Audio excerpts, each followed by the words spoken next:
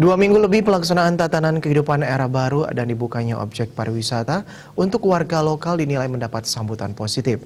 Hal tersebut diungkapkan Wakil Gubernur Bali Cokorda Oka Arta Ardana Sukawati. Wakil Gubernur Bali yang akrab disapa Cok Aceh ini melihat masyarakat sangat gembira dengan dibukanya aktivitas lokal termasuk pariwisata bagi warga lokal.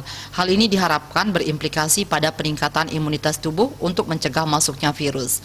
Kemudian bisa lebih meningkatkan angka kesembuhan pasien COVID-19 di tempat karantina dan rumah sakit. Terlebih Bali akan membuka tatanan kehidupan era baru tahap kedua untuk wisatawan Nusantara atau domestik pada 31 Juli 2020 dan pada 11 September 2020 bagi wisatawan mancanegara.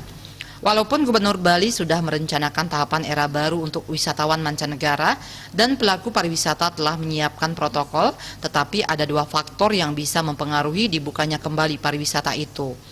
Pertama, terkait kebijakan pusat. Belum tentu ada wisman yang datang pada tanggal 11 September kalau saat itu peraturan menteri terkait pelarangan wisatawan asing ke Indonesia masih belum dicabut.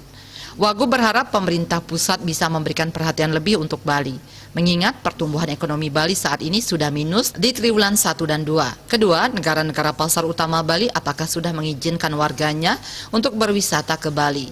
Pemerintah juga menyadari kalau untuk mendatangkan wisatawan mancanegara ke Bali juga sangat tergantung dengan negara-negara pasar. Jadi pemerintah pusat mendorong domestik saja dulu datang ke Bali. Rindra Devita